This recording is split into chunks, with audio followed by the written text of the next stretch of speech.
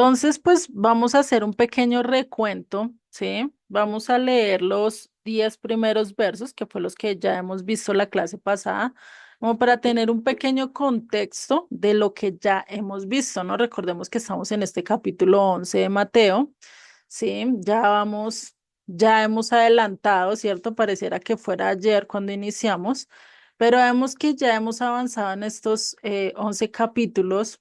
Bueno, no hemos visto los 11 como tal, pero sí, todas estas palabras y todas esas enseñanzas que Yeshua pues realmente nos resaltan muchas cosas, ¿cierto? Y pues vamos a recordar qué fue lo que vimos la clase pasada. Entonces dice desde el verso 1. Cuando Jesús terminó de dar instrucciones a sus 12 discípulos, se fue de allí a enseñar y a predicar en las ciudades de ellos. Recordemos que Yeshua, ¿a quién fue a predicar? Primero les encomendó a los discípulos, vayan y prediquen, ¿cierto?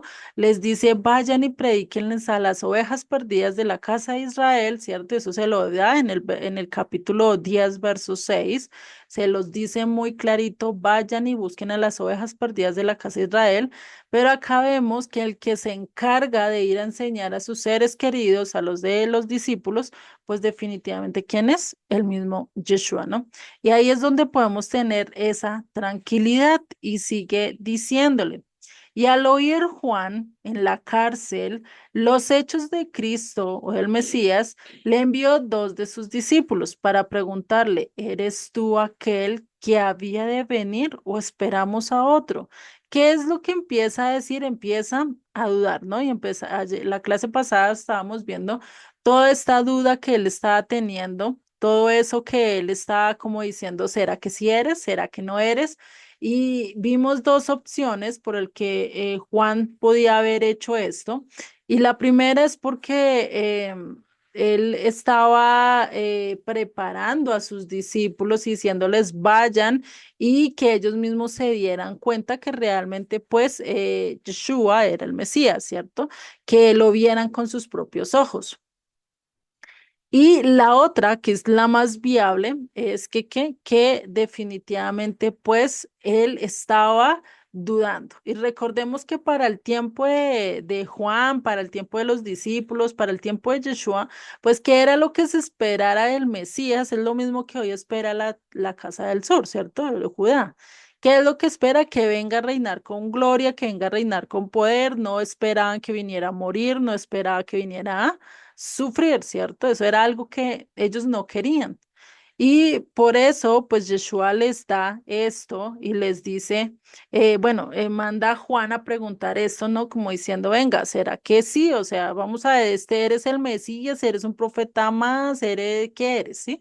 Y por eso Yeshua le respondió diciendo, id y haced saber a Juan las cosas que oís y veis. Los ciegos ven, los cojos andan, los leprosos son limpiados, los sordos oyen, los muertos son resucitados y, y a los pobres es anunciado el evangelio.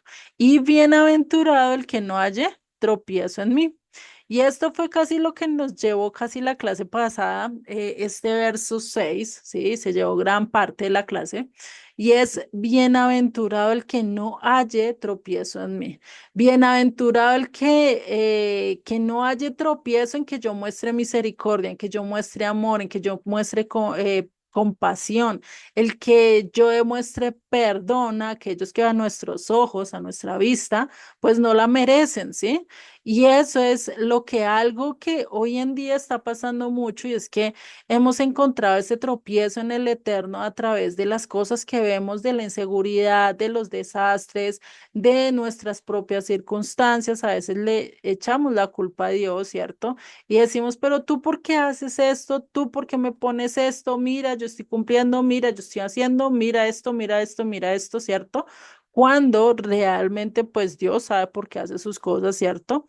Y por eso tenemos que tener cuidado de qué, de no hallar tropiezo en él, de no caer en eso de tropezar y de decir, no, es que es por culpa tuya que el mundo está así, que estamos, el mundo no tiene una buena resistencia, no tenemos todos los factores que necesitamos, pero realmente no es por eso. ¿Quién es el que ha destruido el mundo?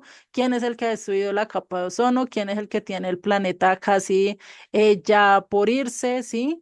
¿Quién es? Nosotros como seres humanos, ¿cierto? Y por eso, pues no debemos hallar tropiezo en él, ni siquiera aún en circunstancias difíciles y ni siquiera aún viendo que todavía no se ha cumplido lo que él ha prometido, así como lo tiene Juan. ¿Qué le dice Yeshua? Mira, estoy mostrando amor, estoy mostrando misericordia, estoy haciendo lo que habla Isaías de lo que el Mesías iba a cumplir, que la lengua del sordo saltará, el cojo saltará, el mudo hablará, bueno, mejor dicho, todos estos milagros de los cuales pues ya los vimos la clase pasada, ¿no? Y en el verso 7 dice, mientras ellos se iban, comenzó a Jesús a decir de Juan a la gente. ¿Qué salisteis a ver al desierto? ¿Una caña sacudida por el viento? ¿O qué salisteis a ver? ¿A un hombre cubierto de vestiduras delicadas? A un hombre, perdón, he aquí los que llevan vestiduras delicadas en las casas de los reyes están. Pero salisteis a ver a un profeta, y si os digo, y más que profeta, ¿sí?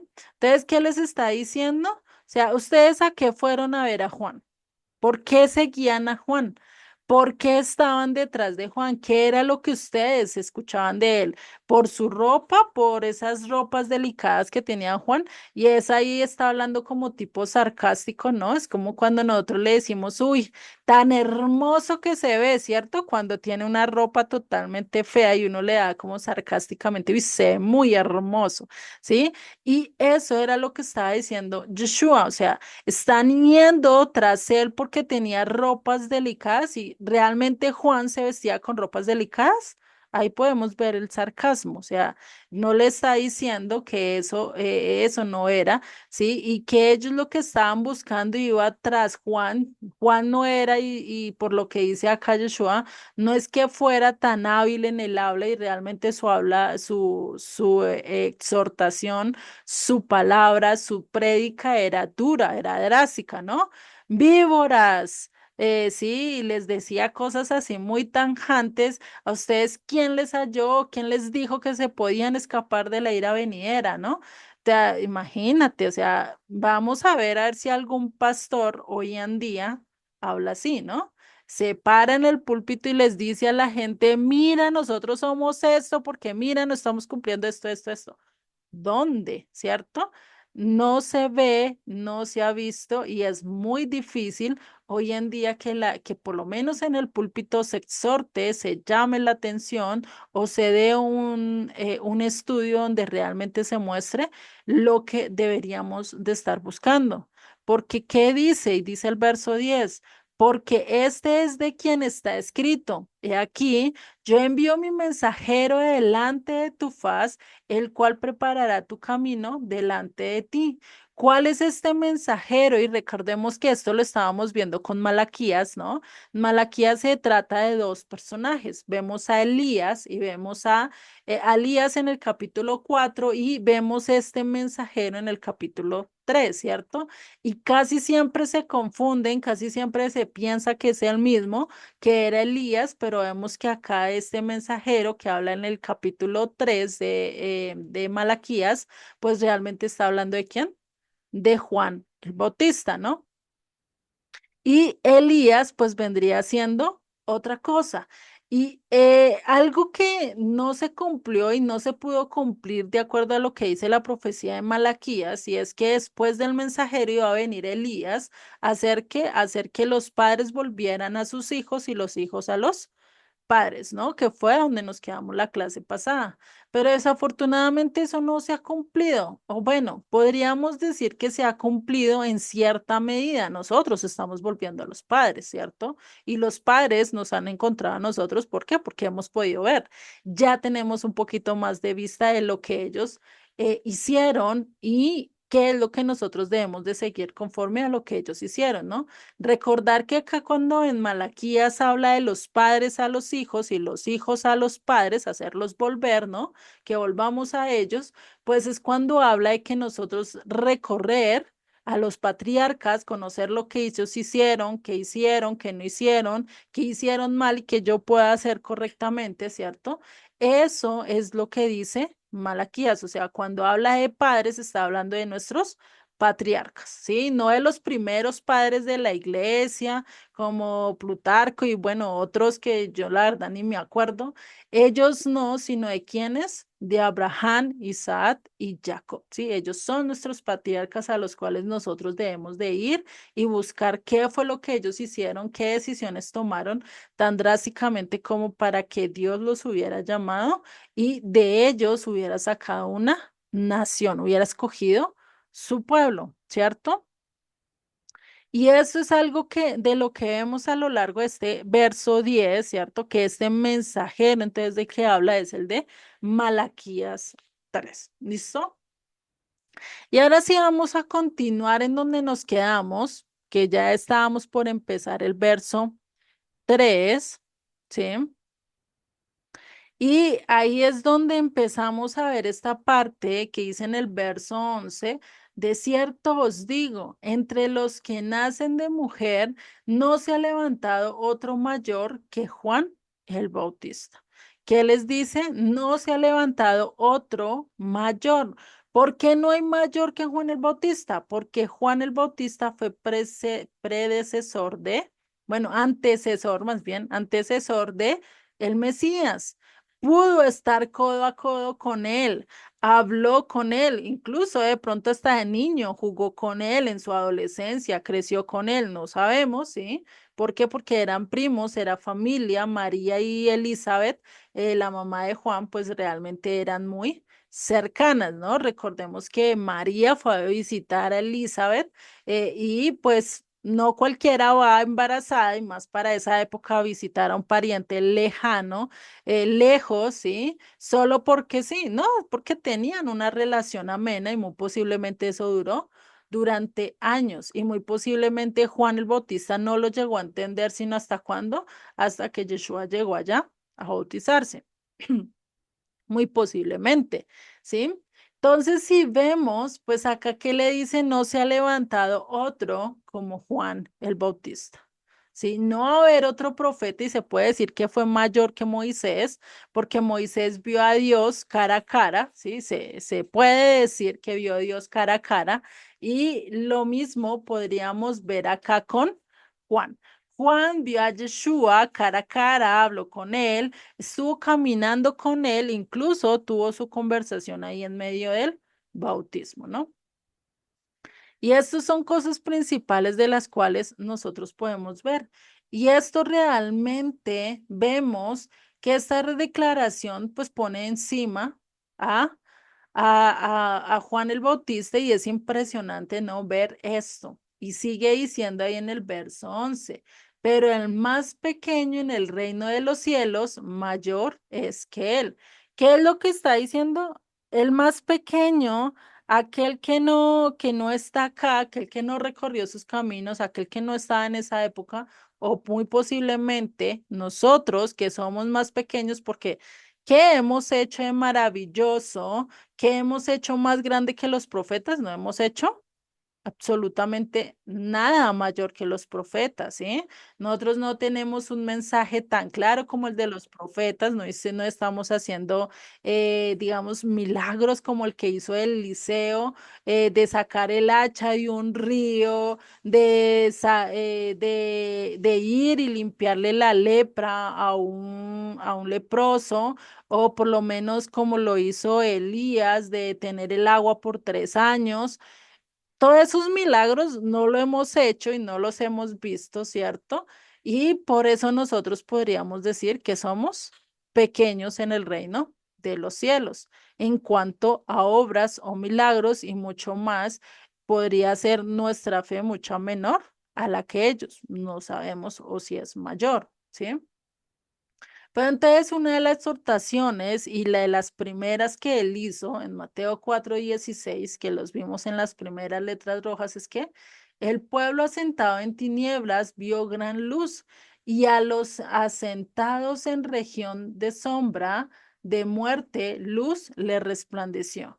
¿A qué pueblo estaba sentado en muerte? Estaba totalmente desaparecido, no lo tenían por ningún lado, pues a Belén para esa época, a Nazaret, ¿sí?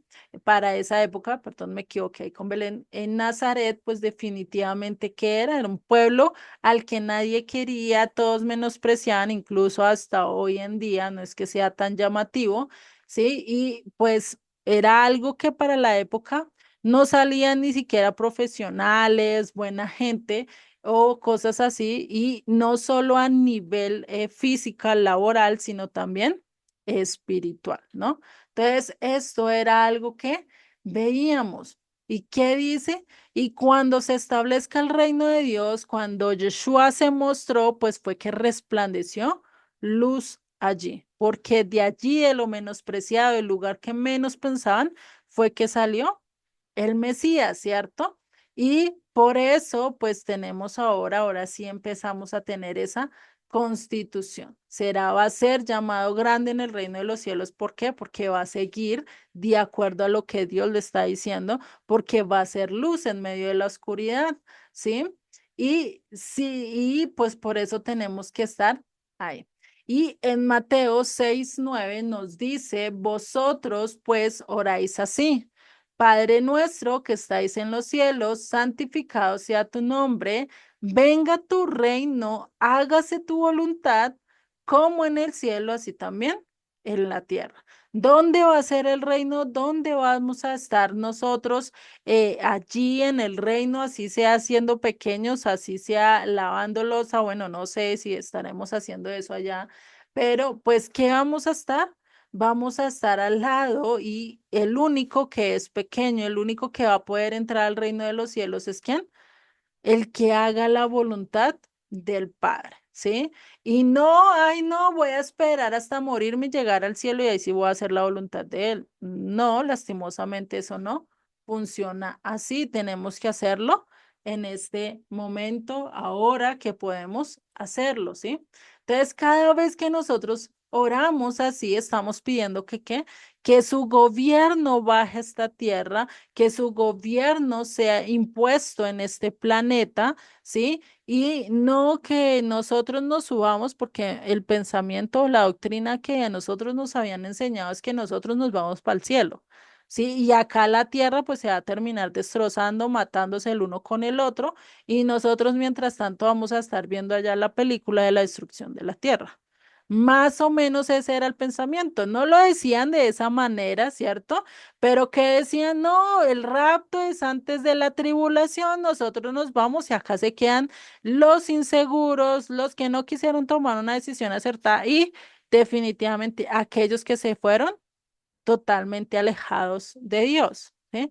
Eso es lo que ellos dicen y no dicen realmente después qué va a pasar. Sí, de ahí se ve todo el panorama negro. ¿Por qué? Porque no hay esperanza. Si nosotros nos vamos y aquellos que son en la luz del mundo, aquellos que Dios colocó para que fueran luz, para que fueran ejemplo, para que llevaran palabras de vida, ya no están en ese momento de la tribulación. ¿Quién le va a hablar a toda esta gente? ¿Quién les va a decir ustedes están en camino equivocado? Ustedes no están haciendo lo correcto. ¿Quién les irá a decir? Pues para Dios no hay nada imposible, puede utilizar piedras, ¿cierto? Pero ahí es donde entra esa pregunta, bueno, ¿y qué va a pasar con toda esa gente si Dios se lleva a los rectos, si Dios se lleva a los justos, si nosotros realmente como seguidores y discípulos de Él no vamos a pasar ese proceso? ¿Qué será de toda esa gente? ¿Mm? ¿Será que van a tener, digamos, como esa entrada o esa opción a escoger qué camino tomar? Pues ahí es donde viene realmente lo que dice Mateo, es que, ¿qué? Que tendremos que perseverar hasta el fin. Es decir, Dios no nos va a llamar antes de que venga el maligno, no nos va a llamar antes de que venga el hijo de perdición. Si nos llama antes es porque ya llegó nuestra hora, definitivamente ya no vamos a estar más en este mundo, pero de lo contrario vamos a tener que pasar por esas circunstancias. ¿Por qué? Porque nuestra fe debe ser probada igual que lo fueron los amigos de Daniel y Daniel. ¿Sí? ¿Cómo fueron probadas? A los tres amigos de Daniel, ¿qué les tocó hacer? Ir y los pusieron enfrente de una estatua y si no adoraban la estatua, ¿qué pasaba? Los iban a meter en un horno de fuego. ¿Qué pasó? Ellos que dijeron, no, métanos al horno de fuego si es la voluntad de Dios, nos va a salvar. Si no, pues bueno, moriremos, pero sepa que no vamos a adorarlo a usted. Esa es la decisión que vamos a tener que tomar cuando venga el anticristo, porque dice que tomará el lugar de Dios y todos tendrán que llamarlo Dios a él, seguirlo a Dios a él, ¿sí? Ya no habrán otros dioses, ya solo él querrá la adoración para él, ¿sí? Entonces nosotros como justos, como luz, como pequeños para llegar a entrar, pues definitivamente tenemos que hacer la voluntad del Eterno, ¿sí? Y entonces nuestra mayor esperanza hoy en día, ¿cuál es? Que se establezca su reino en esta tierra, que ya nosotros nos podamos dirigir por él, gobernar por él, que ya no estemos deambulando de un lado para otro, matándonos los unos con los otros, ya no, sino que seamos dirigidos por Él con toda justicia, donde ya realmente el que tenga que pagar tiene que pagar y el que no, pues no, ¿cierto? Y pues ver todo eso es lo que anhelamos, es lo que queremos, ¿sí? Y por eso aquellos que son posteriores a Juan el Bautista vienen haciendo ¿qué? Mayor que Juan, porque son los pequeños. ¿Y por qué? ¿Por qué seremos mayor a Juan? Y ahí es donde nosotros podríamos decir que, ¿por qué? Y eso lo dice el verso 12. Desde los días de Juan el Bautista hasta ahora, el reino de los cielos sufre violencia y los violentos la arrebatan. ¿Quiénes son los que lo arrebatan? Los violentos. Y acá en esta palabra, acá no es que, ay, no, como son los violentos, pues ahora me voy a ir a matar, me voy a ir a hacer esto. No, no quiere decir esto, sino que realmente aquellos que sean capaces de sobrellevar cada circunstancia, ¿sí? Y por eso es que dicen, no, es que yo como tengo que arrebatar el cielo, pues yo tengo que pelear por él y yo tengo que hacer cosas y es que yo tengo que ser generoso y es que yo, porque tengo que arrebatar el reino. ¿Será que yo puedo arrebatar? ¿Será que yo me puedo hacer un lugar por mis méritos, así como lo hacemos para entrar en una entrevista, para entrar en una universidad o terminar un examen? ¿Tendré que yo luchar por eso? Por tener un éxito en algo, realmente con el Eterno no es así, ¿sí? Y definitivamente muchos mensajes sí hemos escuchado esto de que el reino de los cielos pues tiene que ser arrebatado. Tenemos que ser violentos para arrebatar, para poder entrar, ¿cierto? Cuando definitivamente, si miramos todo el contexto de lo que ya hemos venido hablando, ¿será que viene hablando de eso? ¿Será que viene hablando de los violentos? Juan era violento. Juan quería que ya viniera definitivamente el reino de los cielos. Él ya no quería esperar más, ya no quería mostrar misericordia, ya no quería mostrar amor. Lo que quería era que viniera una consumación y se llevara a todos los malos. Por eso dice, el hacha está puesta en el árbol, ¿sí? Y aquel que no haga la voluntad, pues va a ser quemado, ¿no? Eso era algo que él estaba diciendo, ¿sí? Pero, sin embargo, eso no es lo que realmente Yeshua quiere decir. Y si nosotros buscamos este mismo texto, Mateo 11:12, en otra versión, por lo menos en la Biblia Dios habla hoy, dice, desde que vino Juan el Bautista hasta ahora, al reino de los cielos se le hace violencia y los violentos pretenden acabar con él.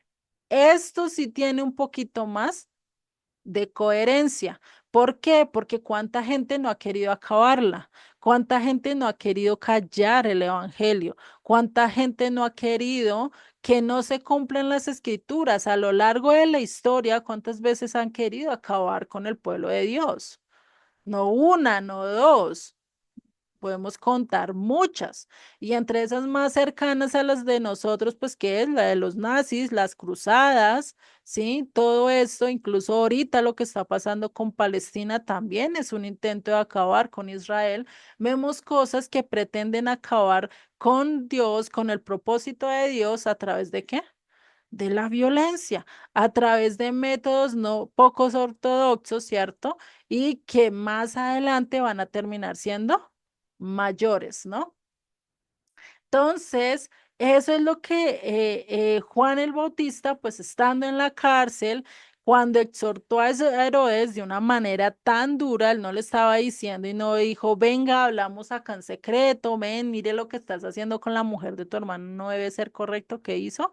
No, lo gritó a los cuatro vientos y le dijo, Herodes, tú estás con esta mujer. ¿Mm? Entonces, ¿qué pasa? Pues eso es algo que no deberíamos hacer. No los violentos, sino, y si lo miramos desde la versión del Mateo Top, ¿sí?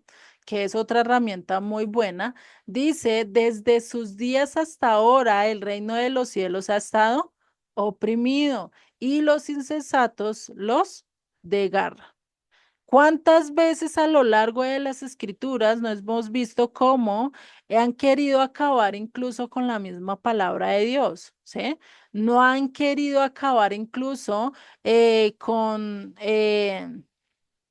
las mismas promesas que Dios ha hecho, por lo menos a Moisés. ¿Qué pasa si Moisés hubiera caído en manos de aquel faraón de esa época y no hubiera sobrevivido? ¿Qué hubiera pasado?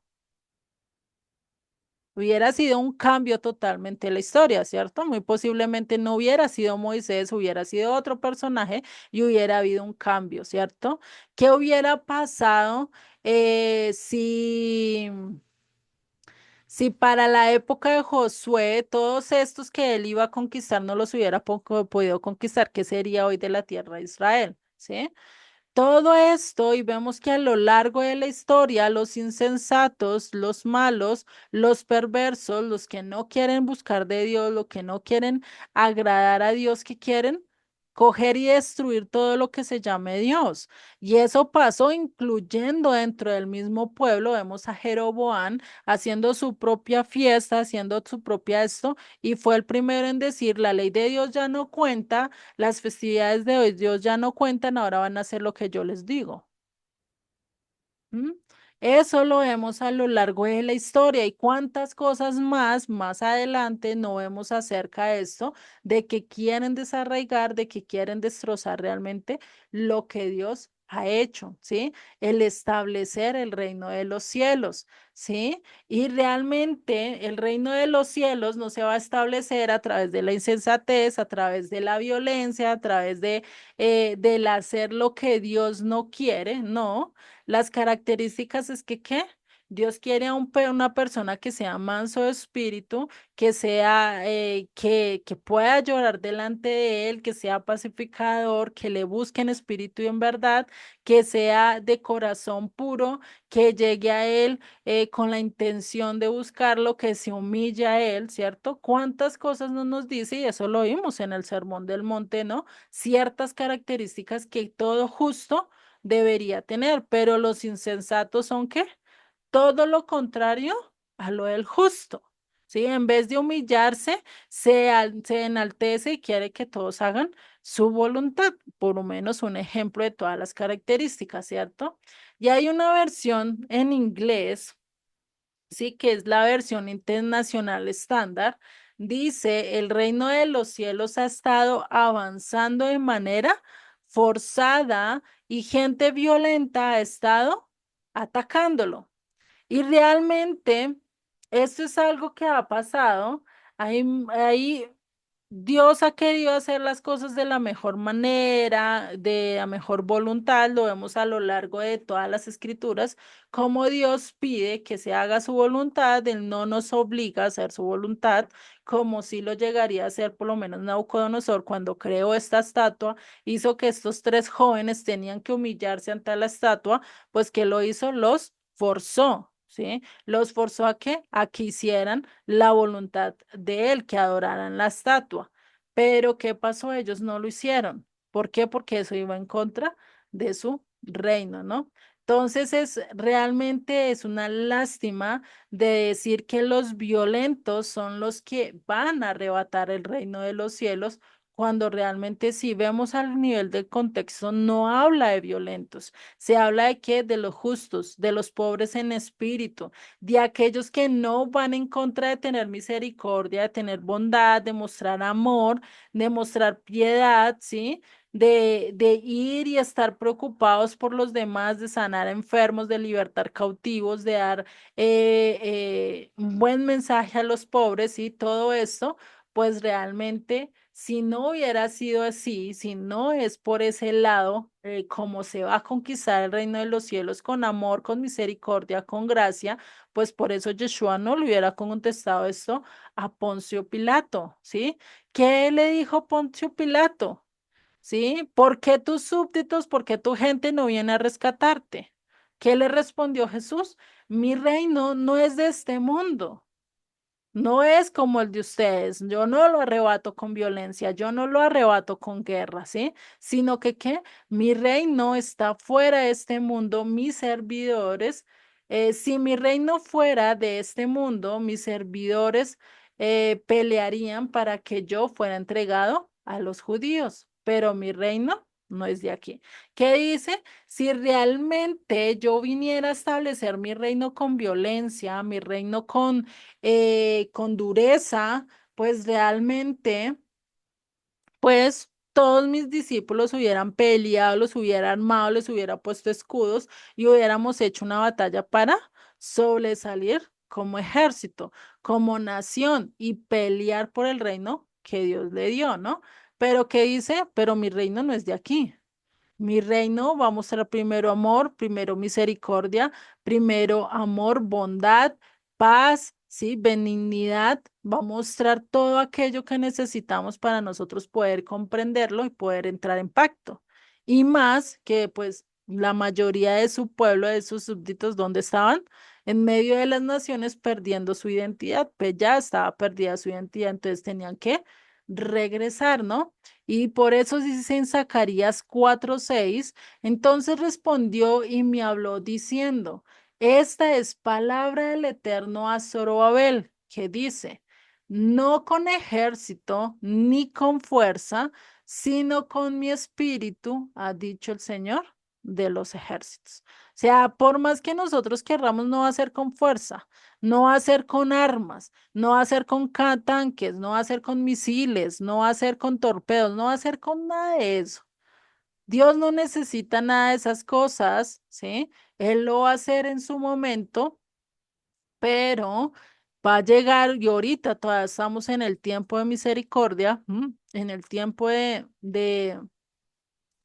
buscarle en el momento de la pesca, ¿sí? Donde todo es más pasivo y se puede comparar muy fácil la pesca a la caza, son dos cosas muy diferentes, ¿cierto? La pesca es estar sentado, relajadito, esperando que el pez venga ahí, pique el anzuelo, ¿cierto? No necesitamos mover nada, no necesitamos ejercitarnos, hasta nos podemos dormir ahí mientras que el pez llega, ¿cierto?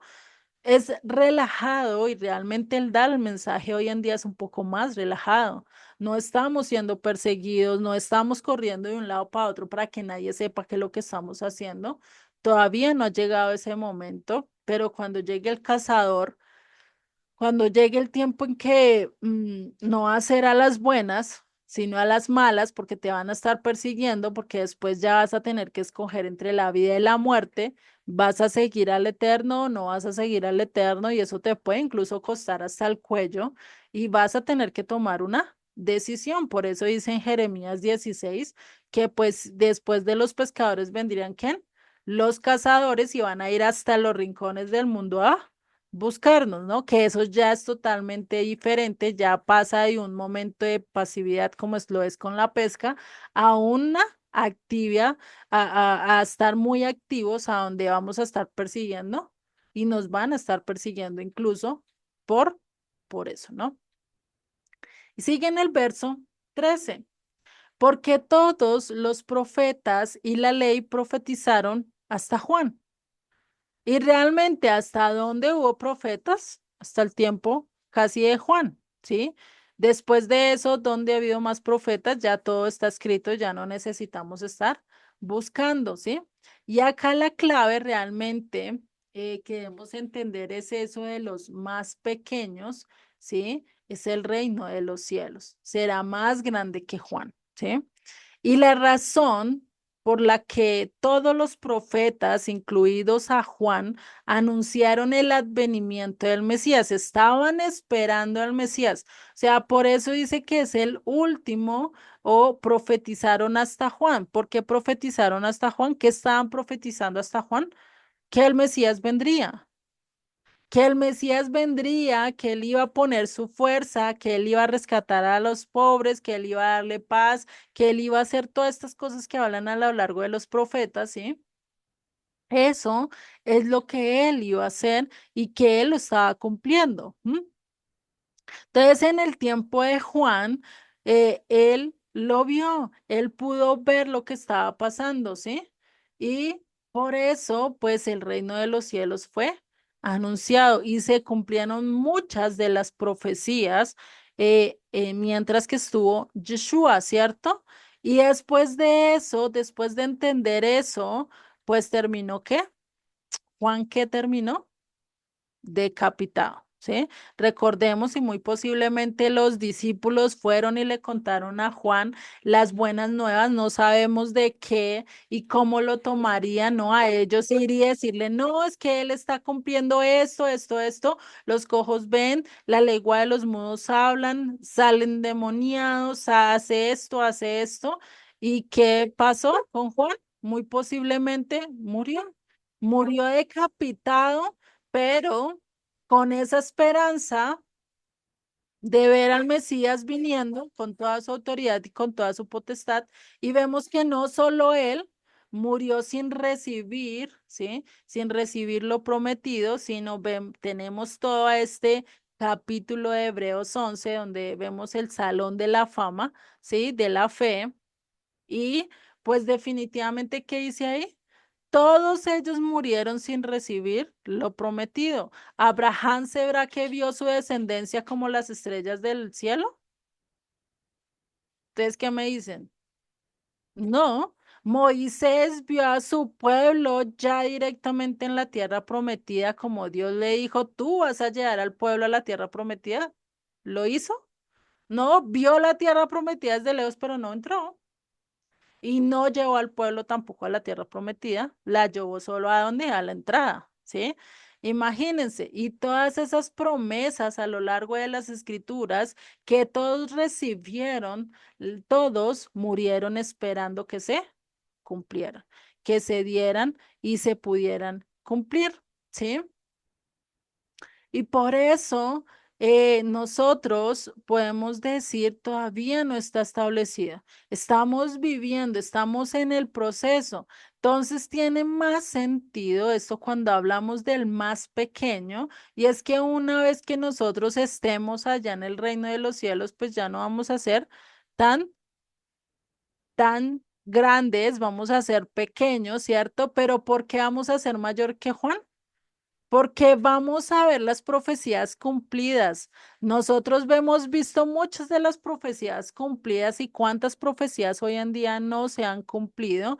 Y cuando venga Yeshua en las nubes, no vamos a ser mayor que Juan, vamos a ser mayor que Juan. ¿Por qué? Porque vamos a ver el advenimiento de él, porque vamos a ver su llegada, porque vamos a llegar ya a ver, ya no al Mesías sufriente, sino al Mesías. Ven David con su corona, con su báculo de justicia y poniendo a cada cual en su lugar, ¿no? Eso es, y por eso vamos a ser mayor que Juan. Así como Juan fue mayor que Moisés por estar al lado de Yeshua, pues después nosotros vamos a ser mayor. ¿Por qué? Porque hemos visto todo lo que Juan anunció, todo lo que Yeshua anunció, todo lo que los profetas anunciaron, lo hemos visto cumplido, ¿no? Por eso vamos a llegar a ser mayores, ¿sí? Entonces, todos los profetas que estaban esperando la esperanza, nosotros estamos anunciando esa también esperanza de que el reino de los cielos se establezca ¿dónde? En la tierra, ¿cierto? Y eso es de lo que nosotros podemos estar seguros y muy posiblemente si no estamos en la antesala, estamos en la entrada o ya tocando la puerta, ¿cierto? De que se empiece a cumplir todas estas palabras, como dice en Mateo 24:32, ¿sí? Que es parte del cumplimiento de lo que nosotros ya hemos visto, que dice de la higuera aprended la parábola. Recordemos que a lo largo de las escrituras la higuera representa ¿qué? A Israel, ¿cierto? No representa a otra nación, sino a Israel. Y dice, cuando ya su rama se enternece y las hojas brotan, sabéis que el verano está cerca. ¿Y eso qué quiere decir? Cuando Israel empiece a resplandecer, cuando empiece a dar los primeros frotes, cuando ya no se piense que está perdida, sino que sea una nación como se levantó para el año 1948, si no estoy mal, si estoy mal me corrigen la fecha, ¿sí? Y pues empezó a establecerse, empezó a dar sus ramas, incluso que hoy en día, ¿quién no conoce Israel?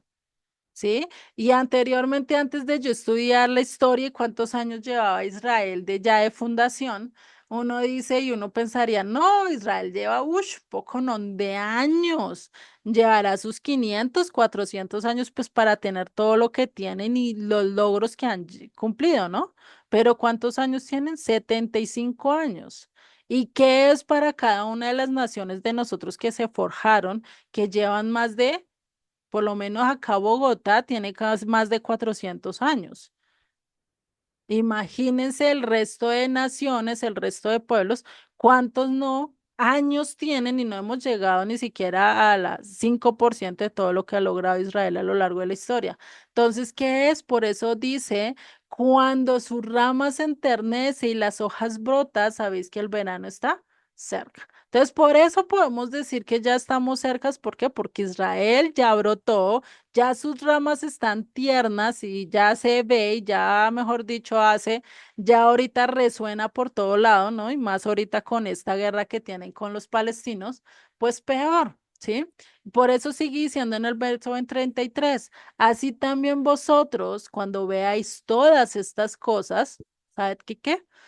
Que está cercano a las puertas, ¿sí? De cierto os digo que no pasará esta generación que todas estas cosas ¿qué? Que todas estas cosas no acontezcan. El cielo y la tierra pasarán, más mis palabras, ¿qué? No pasarán. No sabemos si nosotros llegaremos a ver la restauración de todo, estaremos preciso pasando por toda esta tribulación, porque antes de que venga el Mesías tiene que venir el hijo de perdición. Tenemos que pasar esos 7 años duros, difíciles, pero si estamos con el Eterno, pues vamos a poderlos pasar, ¿no? Y pues por eso, si hablamos de la higuera, pues está representando a Israel. ¿Y eso cómo lo sabemos? Jeremías 8:12, que dice, ¿se han avergonzado de haber hecho abominación? Ciertamente no se han avergonzado en lo más mínimo ni supieron avergonzarse, caerán por tanto entre los que caigan, cuando los castigue caerán, dice el Eterno. Los cortaré del todo, dice el Eterno, no quedará uvas en la vid, ni higos en la higuera, se caerá la hoja y lo que les he dado pasará de ellos. ¿De quién está hablando? De Israel, de las 12 tribus. Está hablando porque ¿qué dice? Van a ser cortados. Y eso que acá ya para Jeremías ya está hablando desde que de la casa del sur, porque la casa del norte ya se la habían llevado hace mucho rato, ¿sí? Entonces, ¿qué dice? Y acá la compara con las uvas de la vid. Entonces, las uvas vendrían a ser al pueblo, las personas, la vid vendría a ser ¿qué? Israel, ¿sí? Los higos, pues sabemos que son los frutos, ¿sí? La descendencia, y la higuera vendría a ser Israel, ¿no? Entonces ahí ya podemos entender de dónde sale eso de que Israel es la higuera, ¿no? Y por eso en Mateo 24, pues habla de todo lo que iba a ocurrir de estos dolores de partos, donde realmente toda esta descendencia que habla aquí en Mateo 24, que de esa descendencia no iba a pasar hasta que se dieran todas esas cosas, hasta que aconteciera todo eso. Cuando se viera que reverdeciendo la higuera, es decir, cuando Israel empiece a ser nación y se levante otra vez como pueblo. Que eso a nivel histórico, ¿con qué otra nación ha pasado? ¿Será que Asiria, los babilonias, los persas, los chipchas, los muiscas, los aztecas, bueno, yo no sé qué otro pueblo se ha levantado de la nada después de tantos años? Porque eso fue más o menos del 70 después de Cristo, que empezaron a haber revueltas, que empezaron a haber problemas y los judíos terminando, se terminaron de ir por de la tierra, ¿sí? Terminando, y si se quedaron, se quedaron unos cuantos, no todos, ¿sí? Y pues por eso terminó siendo un pueblo sin nación, sin ciudad, y si ustedes miran a nivel histórico, muchos años en que no se veía Israel en el mapa, sino hasta cuándo, hasta hace más o menos 75 años, ¿sí? La higuera empezó a resverdecer y esto cuando fue el 14 de mayo de 1948, ¿sí? Empezó a ser restaurada la casa de Judá. ¿Cuál falta? La casa del norte, que ya Dios la está restaurando a nivel espiritual, ¿sí? Entonces, en nuestro tiempo, muy posiblemente incluso sea el segundo éxodo, posiblemente nos empiece a sacar a nosotros, no solo espiritualmente, sino también a nivel físico. ¿M? Y por eso si nosotros miramos, cuando Dios manda estos dos testigos, o bueno, cuando Josué manda esos dos testigos a mirar a Jericó, mirar cuáles eran los puntos débiles y todo eso, ellos realmente fueron a ser espías. ¿Qué fue lo que fueron a hacer realmente ellos allá? A salvar a una ramera, a una prostituta, ¿sí? A eso fue a lo que fueron.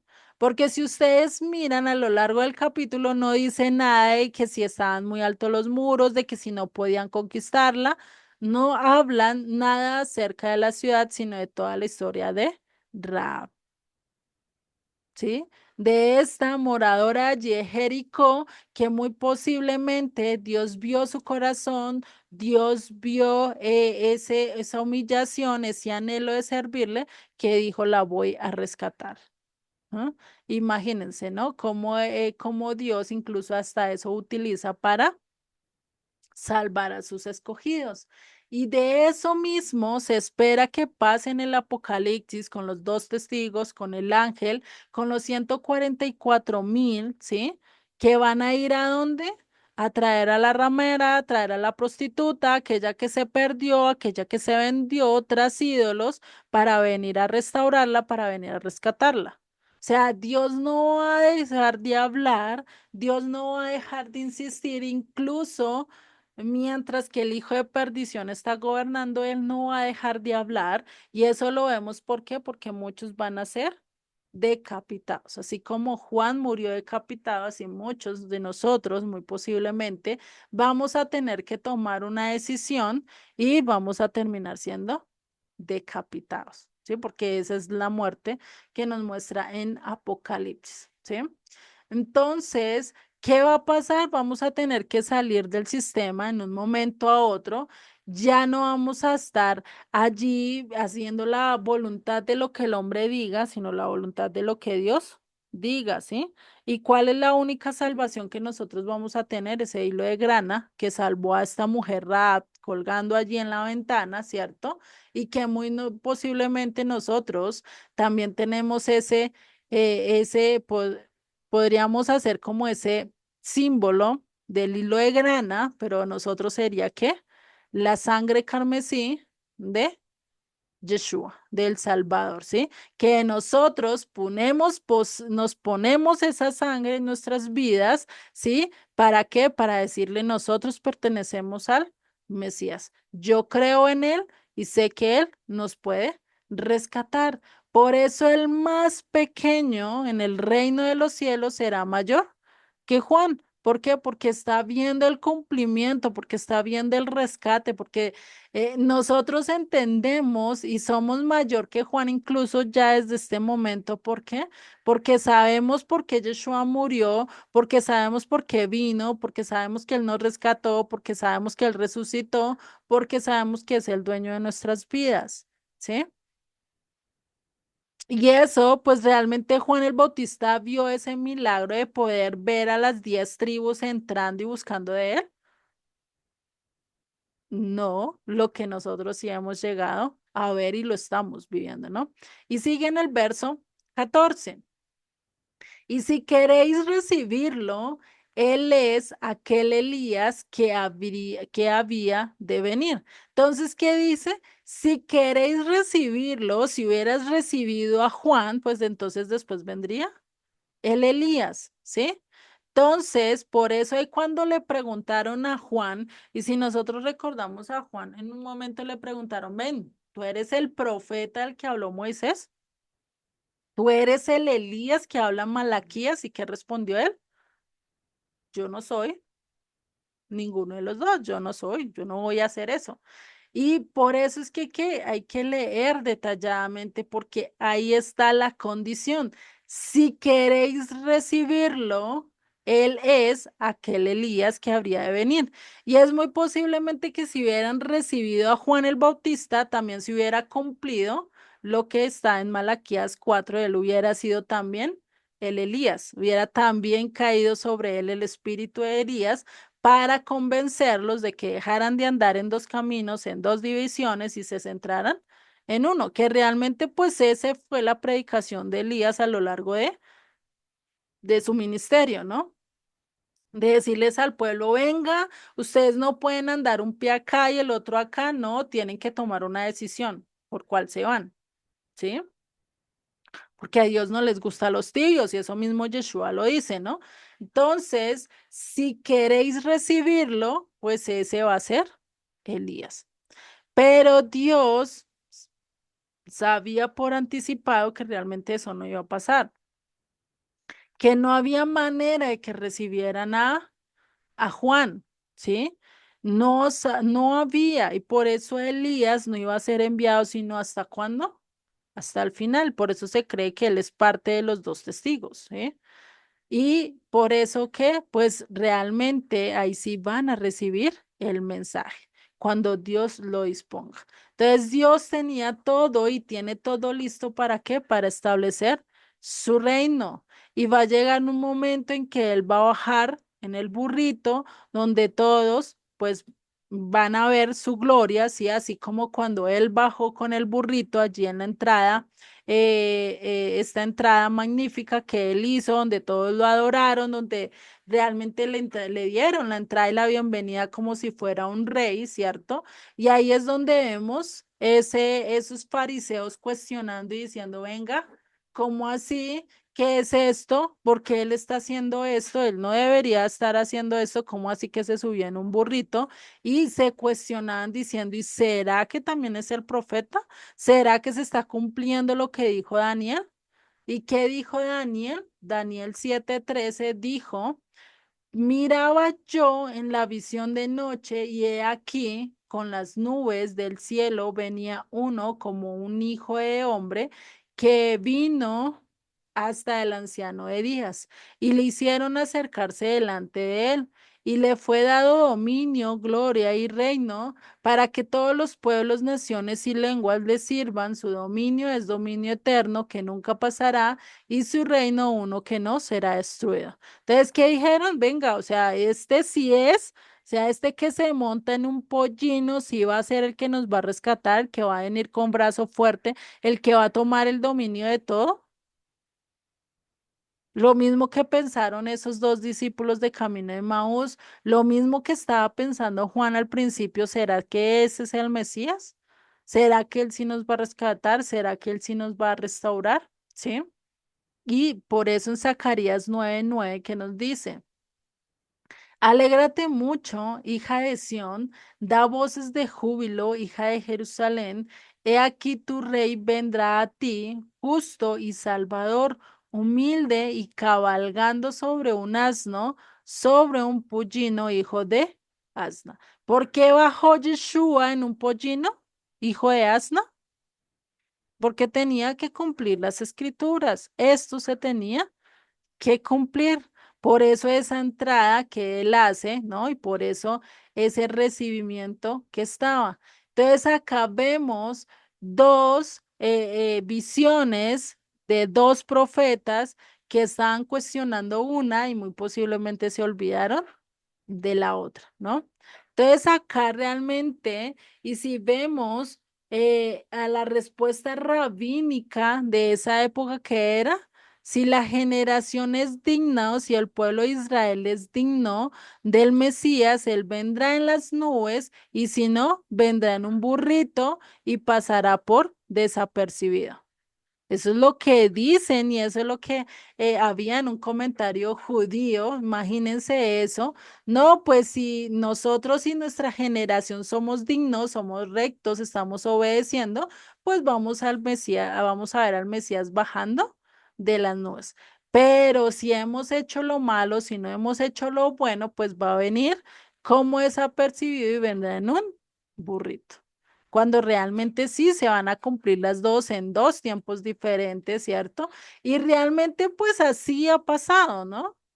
¿Cuándo va a ser digno realmente el pueblo de ver al Mesías bajando de las nubes? Cuando digan, bendito el que viene en el nombre del Señor.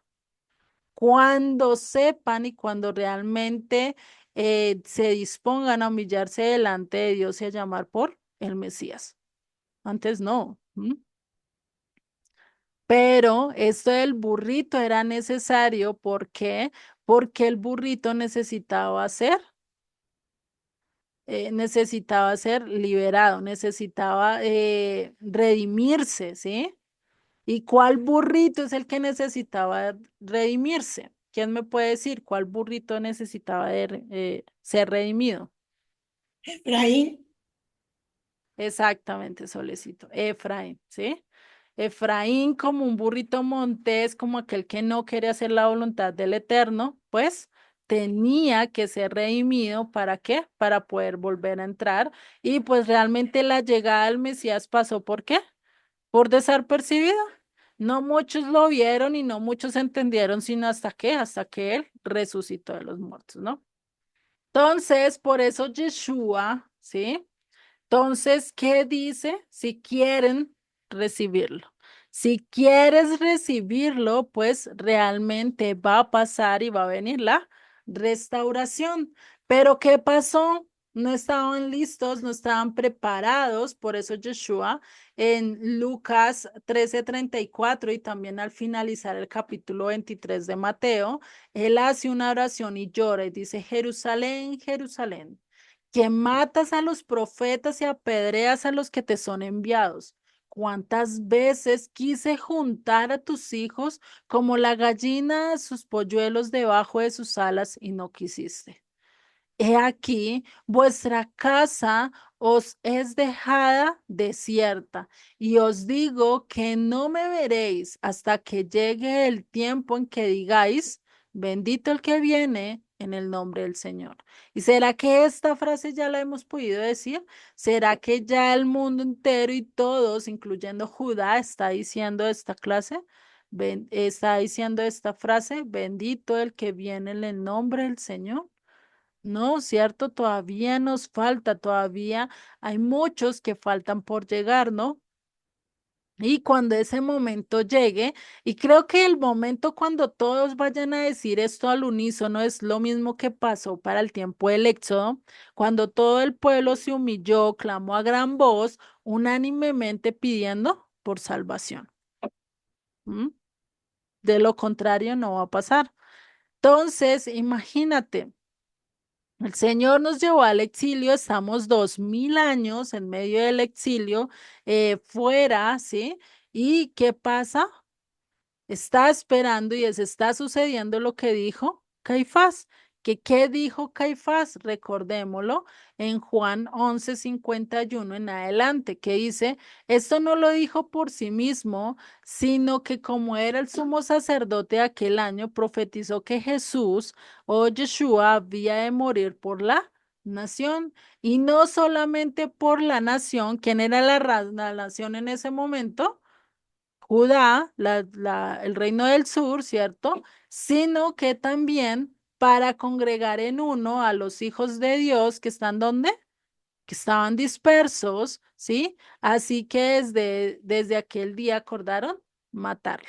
Entonces, no solo murió por una nación, por el pueblo que estaba en ese momento que se veía, se sabía quién eran, sino también por quiénes, por nosotros que estábamos en medio de las naciones, ¿sí? Que estamos asimilados. Él va y va a venir a rescatarnos. Él va a venir a hacer, a encontrarnos y a restaurar nuestra identidad, que es realmente lo que estamos haciendo. Hoy en día, ¿de qué exilio estamos saliendo? Del exilio espiritual. Estamos volviendo a él, estamos reconociendo. ¿Y qué va a pasar después de que se restaure todo este exilio espiritual? Muy posiblemente vamos a pasar al físico. O muy posiblemente Dios haga las dos al mismo tiempo. No sabemos, ¿sí? Cómo hace la restauración total, pero vamos a saber que se va a cumplir. Si no es en nuestros días, muy posiblemente en 10, 20, 50, 5 años más adelante, no se sabe en qué época, ¿sí? Pero va a llegar esta restauración total, ¿sí? Y esto se va a cumplir. Entonces, imagínate esta profecía de Malaquías, que primero vendrá el Señor, ¿sí? Que primero enviará este mensajero y después enviará Elías, ¿sí? Pero, ¿qué pasó? No fue así, no fue el mensajero, sino fue aquel que se convirtió en una voz que clama en el desierto. No pudo cumplir la totalidad e extraer ese espíritu de Elías para que, ¿qué? Para que se cumplieran las escrituras y para que nosotros pudiéramos volver a nuestros padres, ¿sí? Que nuestro corazón se volviera a los padres y el de los padres a los hijos, ¿no? Entonces, de esta manera necesitamos esa esperanza, necesitamos estar realmente respondiendo a ese llamado de Elías, de estar buscando de Dios, de estar queriendo dar a conocer estas palabras a quién, al Eterno, ¿no? De traer a aquellos que se asimilaron, de dar a conocer su identidad para que ellos se vuelvan otra vez a sus raíces. ¿A cuáles raíces? A las raíces de Abraham, Isaac y Jacob. ¿Sí? Porque esas sendas antiguas, y nosotros podemos decir, uy, no, tenemos que volver a las sendas antiguas. Pero ¿cuántas sendas antiguas no hay? Están las de los chichas, las de los aztecas, la de Babilonia, la de los egipcios, la de los árabes, la de los persas. ¿Cuántas sendas antiguas no hay? ¿Cierto? De todas esas tenemos que escoger la correcta, que es la que nos lleva a dónde? A nuestros patriarcas, a ver ellos qué tomaron y qué hicieron conforme a la voluntad del Eterno, ¿sí? Pero recordemos que los patriarcas en algún momento ellos creyeron, pero también vivieron una vida desordenada, una vida con pecado, porque ustedes creen que Abraham, desde que nació, fue totalmente recto a las cosas de Dios, no adoró imágenes, fue totalmente directo a lo que Dios quiso. No sabemos, muy posiblemente sí, muy posiblemente no. ¿Por qué? Porque venía de un pueblo pagano, igual como lo venimos tú y yo. Sí, que de un momento a otro Dios se nos presentó en nuestras vidas y dijo, vas a ser para mí, vas a ser aportado, ya no tienes que vivir así. Lo mismo que le dijo a Abraham, sal de tu tierra y de tu parentela y te llevaré al lugar que yo te mostraré. Que él estaba diciendo, deja tus ídolos, deja tus padres, deja todo lo que tú conoces y ahora me vas a seguir a mí porque yo te voy a enseñar otro camino totalmente diferente. ¿Cierto? Entonces, imagínate. Entonces, por eso debemos de estar andando en dos pensamientos. A Abraham le tocó decidir, o me voy con mi familia o me voy para donde Dios dice, pero no puedo hacer las dos cosas. ¿Qué pasó cuando hizo las dos cosas con lo, no le trajo problemas? No le pasó ciertas circunstancias difíciles, le trajo problemas, le tocó incluso después de eso tener que dividirse, ¿sí? Tarde y temprano, pues vamos a tener que hacer lo que Dios nos mandó, ¿sí? Entonces, esa es la exhortación cuando Elías venga, pues es que, ¿qué? Vamos a dejar el paganismo, el mundo, los sistemas, los conceptos equivocados y vamos a volver a ser como Abraham, Isaac y Jacob, queriendo cumplir la voluntad del Padre, queriendo hacer lo que Dios nos mandó. Y siguen Malaquías 4:5. He aquí, yo os envío el profeta Elías antes que venga el día del Señor grande y terrible. Él hará volver el corazón de los padres hacia los hijos y el corazón de los hijos hacia los padres. No sea que yo venga y hierra la tierra con maldición. Si nuestro corazón no se vuelve al de los padres y el de los padres a los hijos, pues ¿qué va a venir? Maldición, va a venir condenación, ¿m? Va a venir lo malo, ¿sí? Y por eso entonces, nosotros tenemos que estar con esa actitud, con esa ganas de estar haciendo la voluntad del Eterno, ¿sí? Por eso que decía Juan al ver a los fariseos, a ver a los saduceos, ¿qué le decía? Generación de víboras. ¿Quién les enseñó a huir de la ira venidera? Porque muy posiblemente ellos iban a cada hombre que se levantaba a bautizarse y decir, bueno, por si al caso este es el Mesías, me voy a bautizar con él. Por si al caso él es, venga, vamos a escucharlo, por si al caso él es el Mesías, ¿sí? Pero ¿qué estaban tratando de hacer? Ah, no, yo me bautizo, algo lo que él me pide y pienso que eso me va a salvar cuando no estaban circuncidando sus corazones, cuando su corazón realmente estaba caminando de manera equivocada. Y recordemos que lo que no nos va a salvar las obras, no nos va a salvar el nosotros circuncidarnos en la carne, sino nos va a salvar ¿qué? El circuncidarnos nuestro corazón, porque eso va a hacer que nosotros hagamos voluntariamente todo lo que el Eterno nos está diciendo. Entonces, es decir, las dos cosas van de la mano, ¿sí? No puede ir la una sin la otra. Y más, si tú tienes la circuncisión física, pero no haces la voluntad del Eterno, no sigues lo que el Eterno nos está diciendo, ¿de qué te sirve? ¿Sí? Por eso Pablo fue muy claro en su carta cuando habla de la circuncisión y dice, el que es incircunciso, que es incircunciso, ¿sí? Porque ¿de qué sirve la circuncisión? Cuando habla de qué sirve, ¿qué te sirve a ti una circuncisión cuando tú no has tenido un cambio realmente en tu vida? Cuando todo sigues haciendo lo mismo y piensas que por tener la circuncisión, que por tener ya el pacto de Dios en carne, pues eso va a hacer cambiar tu corazón cuando realmente no es así, no es por obras, no es por méritos. ¿Por qué? Porque para que nadie se grodíe. Como dice Pablo en su carta a los romanos, no por el que corra, no por el que eso, sino por el que Dios que tenga misericordia, ¿no? Y con esa amenaza, ¿sí? Se arrepintieron. ¿Qué dijeron? ¿Será que ellos se arrepintieron a pesar de lo que Juan les estaba diciendo? No, ¿cierto? Porque ¿qué dice y qué sigue diciendo en el verso 18 del capítulo 11 de Mateo? Porque vino Juan que ni comía ni bebía y dicen demonio tiene. Entonces acá empieza a decir, vea, Juan vino, se mostró ante ustedes como recto, justo, comía, o sea, era muy fiel a las escrituras, ¿sí? Y solo comía, si no estoy mal, son insectos y miel. No comía más. Insectos me refiero a langostas, ¿no?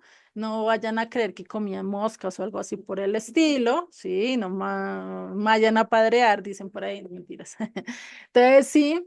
Entonces, imagínense, él hacía lo correcto, hacía lo justo que debía hacer, pero que decía, este demonio tiene, está haciendo como que lo malo, ¿sí?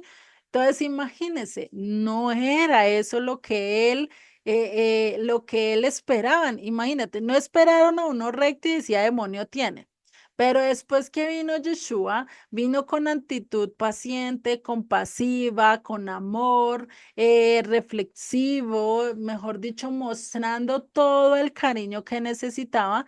¿Qué dice en el verso 15? Dice, el que tiene oídos para oír, oiga más. Ah, pero espera, porque ahí me salté. Tu.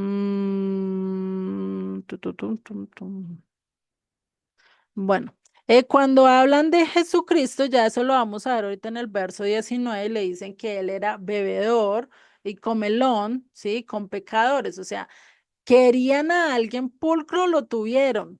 Tuvieron a alguien que pudiera caminar con aquellos que necesitaban, ¿sí? Así como una enfermera camina en medio de todos los enfermos, pues así era Dios en medio de todos los necesitados, ¿cierto? Pero ni aún así quisieron recibirlo. Y ahora vamos al verso 15. Listo, igual ahorita vamos a retocar otra vez ese tema. Y sigue diciendo, el que tiene oídos para oír, oiga. Mas, ¿a qué compararé esta generación? Es semejante a los muchachos que se sientan en las plazas y dan voces a sus compañeros, diciendo, os tocamos flauta y no bailasteis, os endechamos y no lamentasteis. Es decir, te tocamos música y tampoco te gustó bailar. Ay, hicimos lamentos y tampoco lamentaste. Entonces, ¿qué quieres? Es como a veces cuando nosotros estamos con ciertas cosas, ¿cierto? Ay, ¿te gusta el pelo crespo? No quieres liso. No, no, ya no quiero liso, quiero crespo y te andas haciendo y te andas cambiando el look, ¿cierto? O con el clima. Está haciendo frío y no, ojalá hiciera un rayito de sol y no sé qué. Está haciendo sol, uy, no, preferiría la sombra y no sé qué. Nunca estamos a gustos con nada. Debemos de empezar a ser ¿qué? Agradecidos. En vez de sacar pretextos, en vez de sacar excusas, en vez de estarnos enfocados solo en lo materialista, debemos de buscar a Dios y que Él nos dé realmente su propósito. A empezar a hacer las cosas conforme a la voluntad de Dios, ¿sí? ¿Y cómo será que está esta generación que está actualmente, será que está bien? ¿Será que está siendo diferente a las de la época de Yeshua? No, estamos por igual, ¿cierto? Estamos diciendo, ay, no, si queremos recto, queremos escuchar las escrituras, queremos aprender, queremos hacer esto y lo otro. Se le presenta la oportunidad y que dicen, no, no, no, no, no, la letra mata, eso no edifica, eso ya no tenemos que verlo. Dios le quiere hablar y eso, no, no, no, no, venga, yo estoy bien, esta es mi vida, yo la vivo como yo quiera, a mí no me diga qué es lo que tengo que hacer. ¿No es lo mismo?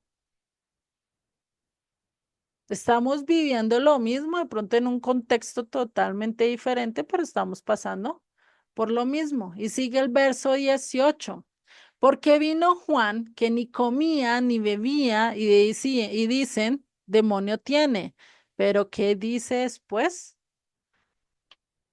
¿Qué dice el verso 19?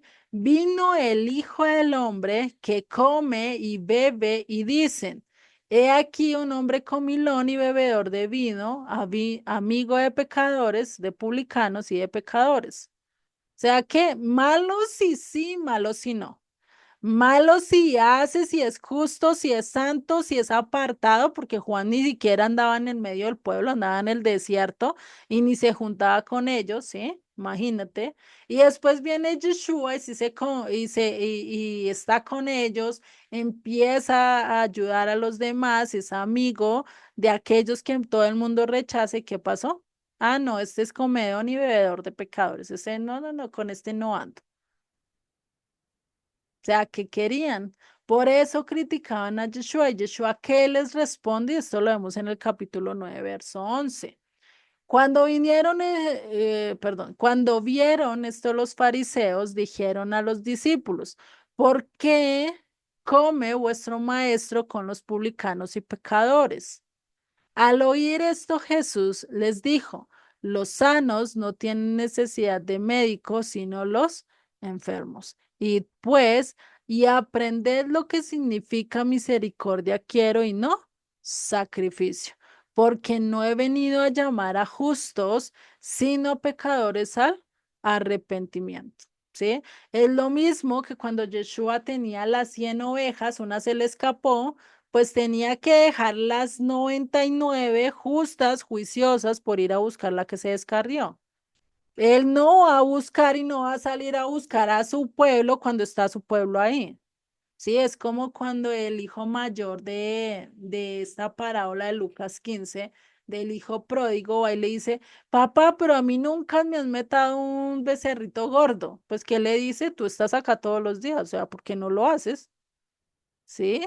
O sea, sí, es como a veces nosotros somos así, ¿no? Decimos, ay, no, pero a él sí le da y a mí no. Pues usted está acá en la casa, pues haga las cosas, ¿cierto? O sea, no tiene por qué no, y pídamelas y yo se las doy. Pero si no pidió, pero si no dijo, pues cómo se las iba a dar, ¿no? Pero cuando viene, y ahí es esos celos, ¿cierto? Que a veces se tienen de manera errónea, de manera equivocada. Entonces, esto es interesante realmente el conocer a Yeshua, cómo él identifica y cómo él nos identifica a cada uno de nosotros. Y sigue en el verso 19. Pero la sabiduría es justificada por sus hijos.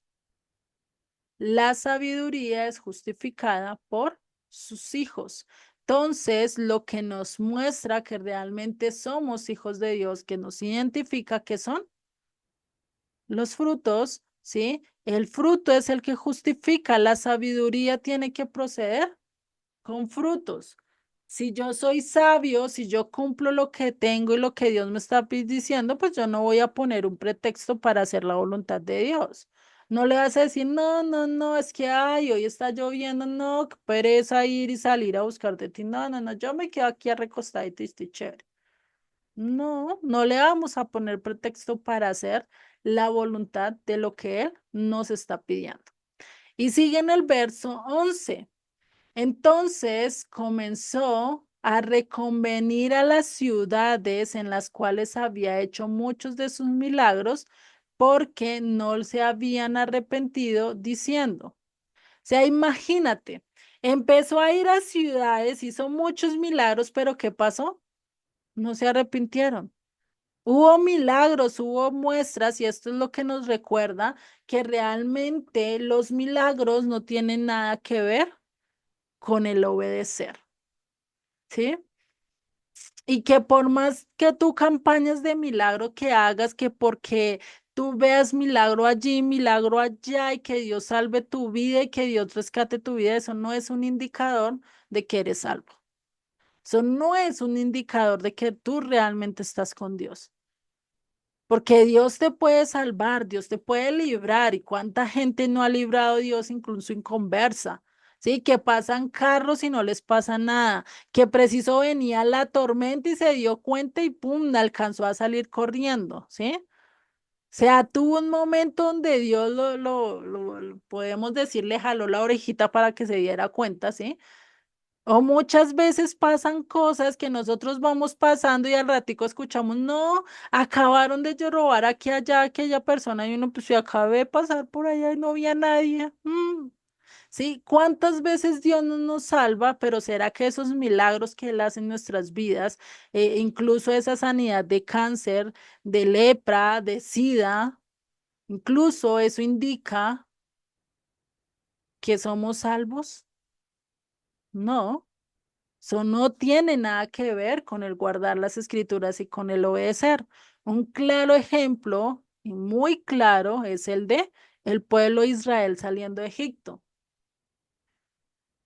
Todos estos que salieron de Egipto vieron todos los milagros, toda la grandeza de Dios, toda la fuerza de Dios, incluso en esos 40 años en el desierto, vieron todo lo que Dios estaba haciendo.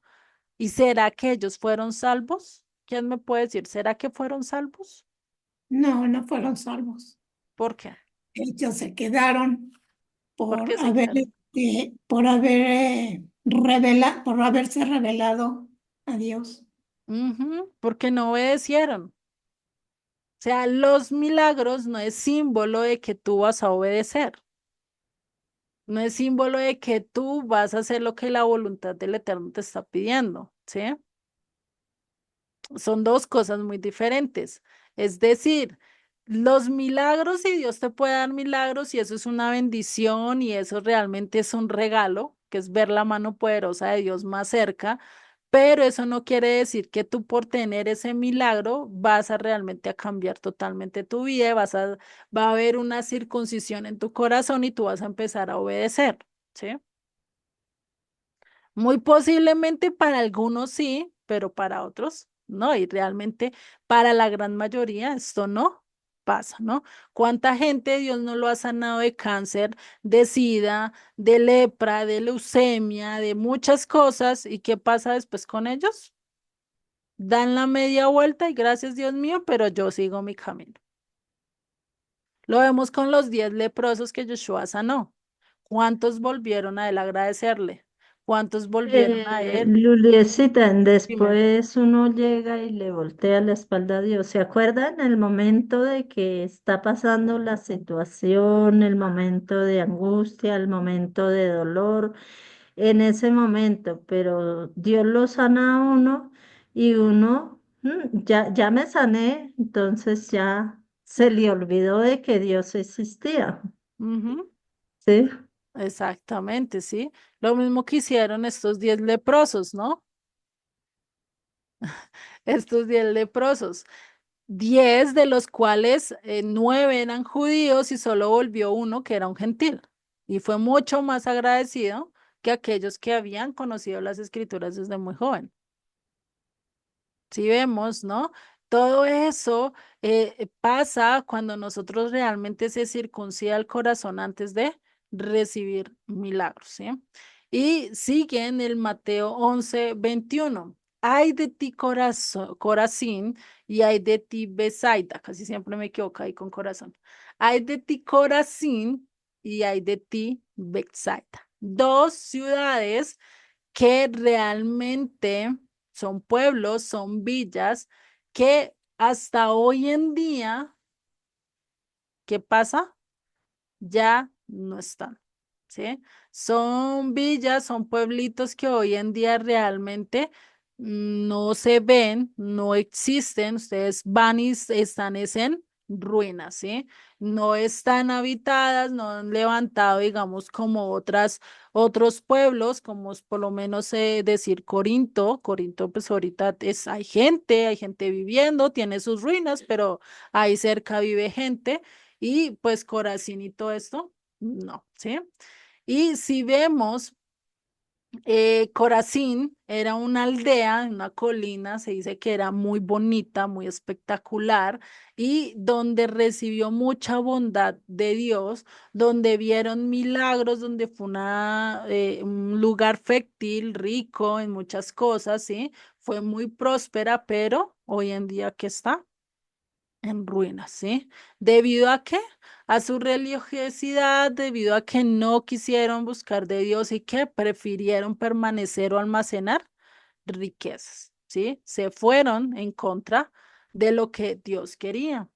También mencionaba Betsaida, y Betsaida quiere decir casa de pesca, ¿sí? Y en este lugar, si ustedes miran a lo largo de todos los eventos de Yeshua, se llevaron a cabo muchos milagros y muchos extraordinarios, ¿sí? En estas ciudades, pero pues pasó algo que realmente ellos no recibieron al Mesías como deberían, ¿sí? En este lugar fue donde también se dio esto de la alimentación a los 5,000, donde se repartieron, donde habían solo 2 peces y 5 panes, ¿sí? Que si nosotros miramos, bueno, más adelante cuando llegamos a este capítulo, que habla de cerca de la alimentación, vamos a ver que los 2 panes, bueno, perdón, los 2 peces, me confundo, los 2 peces son representaciones a quienes, a las dos casas de Israel, ¿sí? A la casa del norte, a la casa del sur. Los 5 panes corresponden a qué? A la Torá, al Pentateuco o a la ley dada a Moisés, ¿sí? Son y son representación a eso, son un simbolismo, ¿sí? Entonces, imagínate el alimentar a esta gente con dos panes, con cinco, perdón, siempre me equivoco, con dos peces y cinco panes, ¿cierto? Y darle a la gente multitud y repartir a la multitud y hasta cuántas canastas sobraron. Sobraron 12 canastas que son el reflejo de qué? De las 12 tribus de Israel, ¿sí? Entonces, ¿qué es lo que muestra que Yeshua va a venir a restaurar con su palabra a las dos casas de Israel, ¿sí? Pan de vida, él viene a ser el pan de vida a estas dos casas y viene a restaurarlas, a ser regadas en medio de las naciones y a restaurarlas y a recogerlas, ¿sí? Ya no van a estar dispersas y van a volver a estar llegando a él. Y si nosotros estamos siendo seducidos, atraídos por esa compasión, por ese amor que Yeshua hizo en la cruz y después de entender todas sus palabras y anhelando el ser saciados por ella, pues definitivamente es que, ¿qué?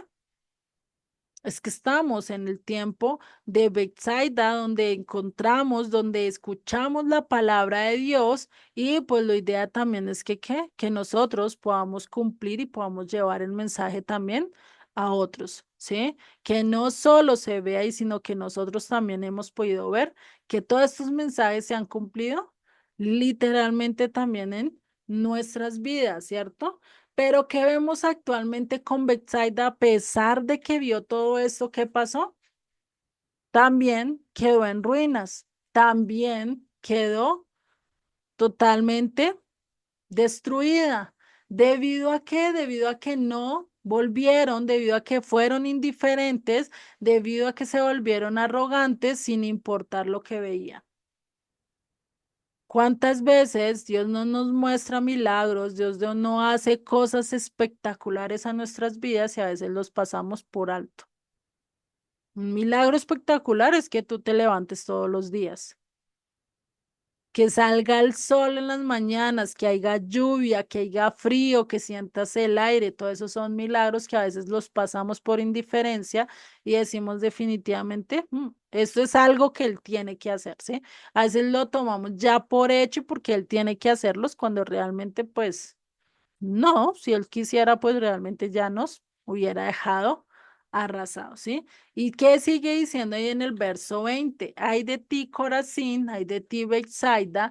Entonces comenzó a reconvenir, a convencer a las ciudades en las cuales había hecho muchos de sus milagros, porque no se habían arrepentido, ¿sí? O sea, ¿qué hizo? Empezó y fue otra vez a estas ciudades a convencerlos, a mostrarles evidencia, a mostrarles argumentos, pero ¿qué? Pero no llegaron a convencerse, ¿sí? Y acá es donde vemos a lo largo de las escrituras y es que realmente los milagros no hacen que nosotros retornemos al eterno, ¿sí? O sea, tú oras por un milagro y la persona dice, sí, si el eterno me salva a mi hijo, si él hace y si él obra en mi vida y me quita esta enfermedad o me quita este castigo o me quita esta consecuencia o me quita X o Y cosa, voy a ir ante el eterno, me voy a humillar ante él y le voy a servir. Después, ¿qué pasa cuando está bien, cuando todo le sale bien, cuando le prospera, cuando le quita las consecuencias, cuando pasa todo? ¿Vuelve ante Dios?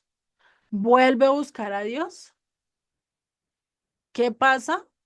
No, prefieren seguir su camino, prefieren seguir sus vidas y dejan a Dios de lado, ¿no? Lo mismo sucedió con Israel en Egipto.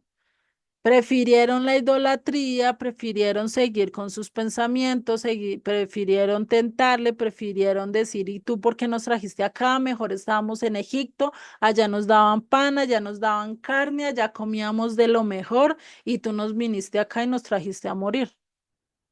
Cuando tenían libertad, cuando podían levantarse tarde, cuando ni siquiera necesitaban trabajar, el único trabajo que tenían era que recoger el maná, tratarlo y ya, sacar comida. Eso era todo lo que tenían que hacer. Yo digo, ay, tan chévere la vida de ese entonces.